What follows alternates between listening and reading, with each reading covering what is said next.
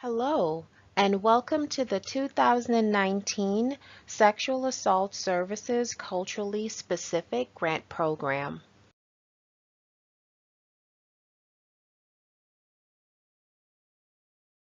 The free information we provide in this webcast is based on our interpretation of the grant announcement. The viewer, you, is advised that the publicly published grant announcement and the funding agency are the final authority on this subject grant. To tell you a bit about myself, I am your presenter. My name is Sarita Gibbons. I am the owner for Comprehensive Grants Management. I've been providing successful grant writing services for clients nationwide for almost 12 years with an average 65% grant writing success rate. I would also love to tell you a bit about our grant writing firm. Comprehensive Grants Management provides additional value to clients by presenting free online webcasts, such as this one, about currently available grant funding opportunities. We are a full-time, full-year grant writing firm where we provide grant writing services to clients nationwide. I've also provided you with our URL for our website. You can visit our website. We have bios on each staff member. We have an expert team of professional grant writers all under one roof that provides grant writing services full-time year-round. We also have vlogs and blogs, other webcasts, and webinars. I encourage you to visit our website to learn a little bit more about our grant writing firm. The purpose of this webcast is to do an overview for you on the 2019 Sexual Assault Services Culturally Specific Grant Program. This grant is issued by the U.S. Department of Justice from the Office of Violence Against Women. I've also provided a URL for you with additional grant application information assistance. The Sexual Assault Services Culturally Specific Program, also known as the SAS Culturally Specific Program, supports nonprofit organizations that focus primarily on culturally specific communities that have experience in the area of sexual assault, or who partners with an organization having such expertise. The goal of the SAS Culturally Specific Program is to establish, maintain, and expand sustainable, culturally appropriate services that address the unique needs and challenges of victims of sexual assault from a culturally specific community.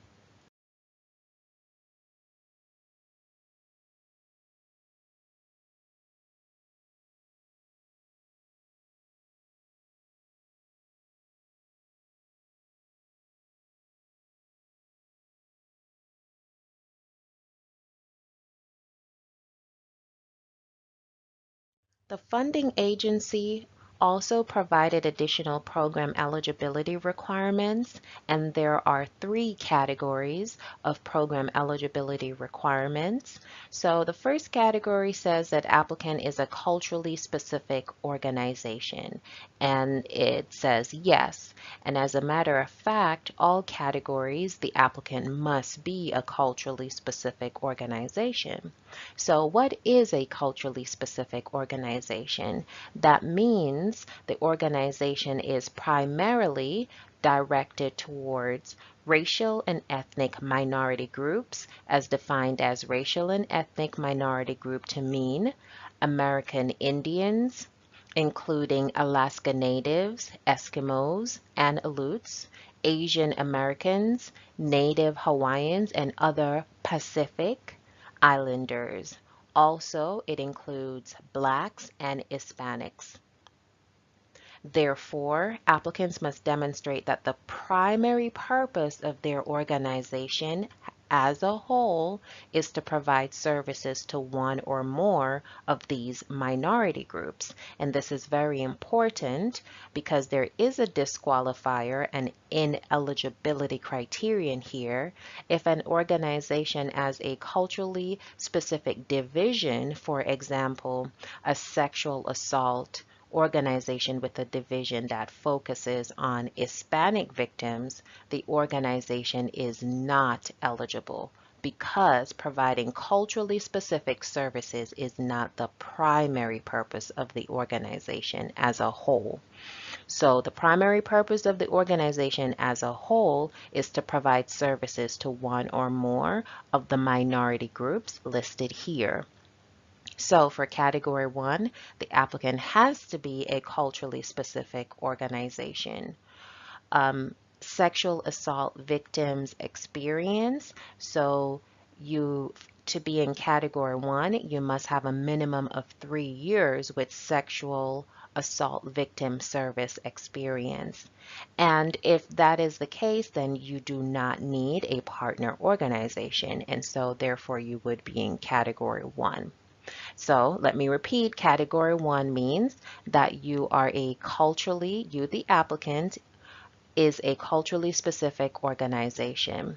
You have a minimum 3-year experience of sexual assault victim service experience, and you do not need additional partner organization. You can have additional partner organization, but you don't need it for program eligibility requirements. If you're in category 2, yes, you are a culturally specific organization. There is a minimum of 3-year experience, sexual assault victim service experience held by you or a partner, and your partner organization is another culturally specific organization, and there is no cap on this partner compensation. If you fall in category 3, yes, you are a culturally specific organization. Applicant has less than 3 years. Partner has a minimum of 3 years or more. And the non-culturally specific sexual assault victim service provider compensation is capped at $30,000. So you must make sure that you know what category you fall into, because this is a very, very important additional program eligibility requirement. The grant due date is February the 13th, 2019 at 11:59 p.m. Eastern Standard Time. And you do know that is the day before Valentine's Day. So this would be a perfect gift to yourself to submit this grant application on time to the funding agency right before the Valentine's Day starts. So please get started on your grant applications right away so that you can have a Valentine's gift to yourself. The funding agency has established 6 purpose areas for us, and they say that the grant program is to support the establishment, maintenance, and expansion of culturally specific intervention and related assistance for victims of sexual assault. So such intervention and related assistance may include these 6 purpose areas.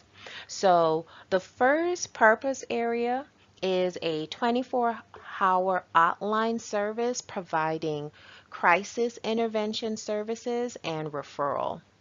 The second purpose area is the accompaniment and advocacy through medical, criminal justice, and social support systems, including medical facilities, police, and court procedures. The third purpose area is crisis intervention, short-term individual and group support services, and comprehensive service coordination and supervision to assist sexual assault victims and family members or other household members. The fourth purpose area is information and referral to assist the sexual assault victim and family members. and also other household members. The fifth purpose area is community-based, culturally specific services and supportive mechanisms, including outreach activities for the underserved community.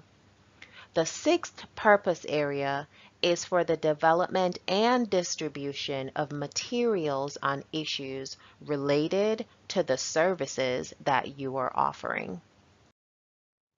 The funding agency did identify a priority area. So the Office of Violence Against Women is interested in supporting the priority area listed. Applications proposing activities in the following area will be given special consideration. So the priority area is to increase the response to victims of sex trafficking or other severe forms of trafficking in persons who have also experienced sexual assault.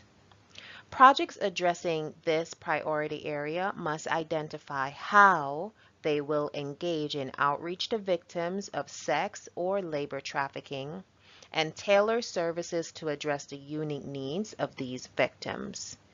These will include collaborating with mental health and substance abuse professionals who should be treated as non-funded project partners. The period of performance, the funding agency has an estimated project start date of October the 1st, 2019, and an estimated project end date of October the 1st, 2022.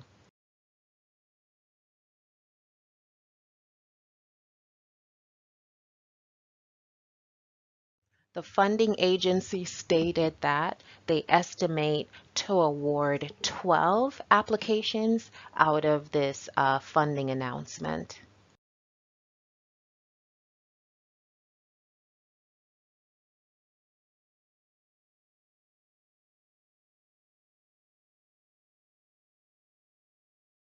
For this grant program, there is no match or cost share requirement.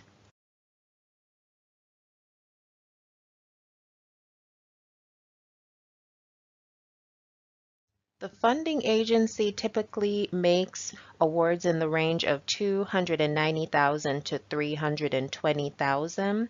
Awards under this program will be made up to $300,000. So you can request up to $300,000 for the entire 36 months of this grant program. The grant budget request will include the following categories of expense, and the first is personnel. You can allocate funding for staff salaries that will include full-time staff members and part-time staff members. You can also pay for the fringe benefits of the staff members. You can pay for travel that would include long distance travel and short distance travel. You can also allocate funding for equipment that you deem necessary to assist you to successfully operate this grant program. You can also allocate monies for supplies for the program.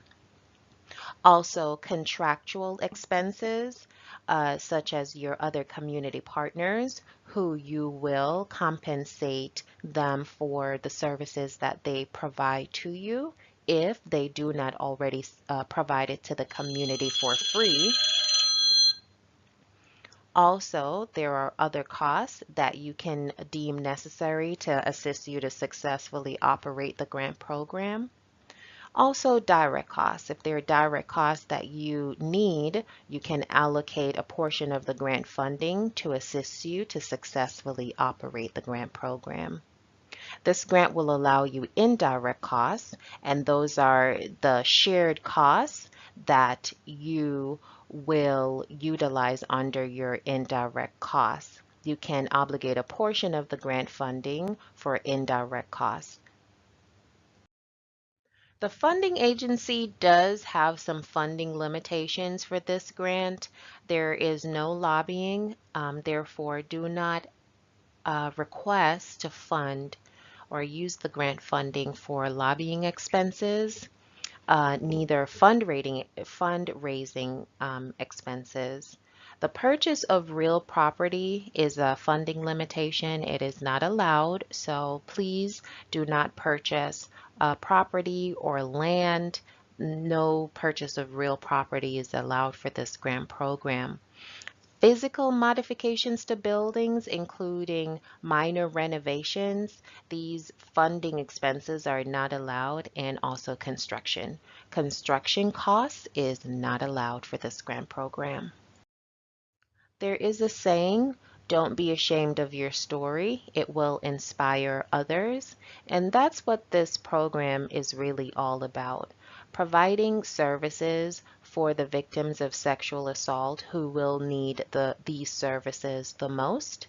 And so I thought this would be a great saying for this particular webcast. It's decision time for you, and I do have some questions that will aid you to make a decision to apply for the grant.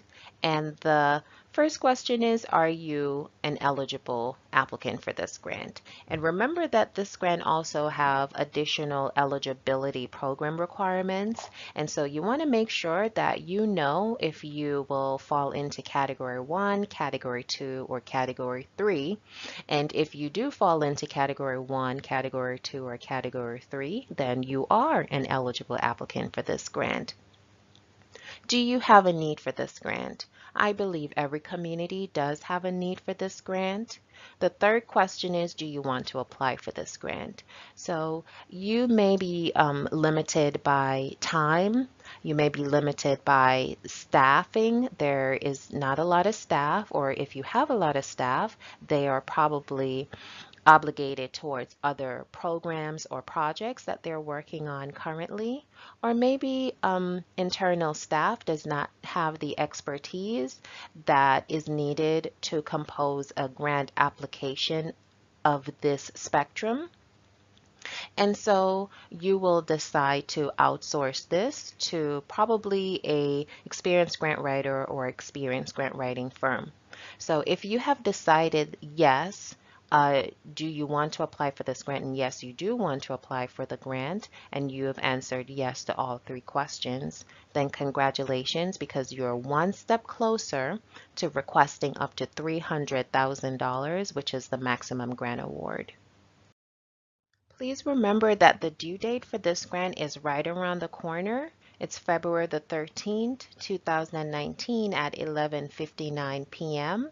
So please endeavor to get your grant applications in as soon as possible because we only have a month now. So get your applications in as soon as possible so that you do not miss this great funding opportunity. Thank you for spending the time with me on this webcast.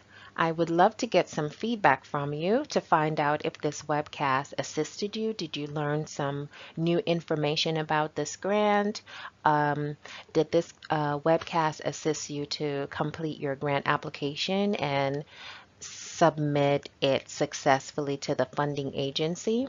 Please leave a comment below and let me know how this webcast did assist you. If you've decided that you would like to apply for the grant, but you do not want to do it in-house, please let us know so that we can get started on your grant application. Please give us a call at 813-949-2877, or you can email us at grants@comprehensivegrants.com, and we will get started on your grant application right away. Again, I would like to thank you for spending the time with me on this webcast, and I look forward to spending the time with you again in our next webcast.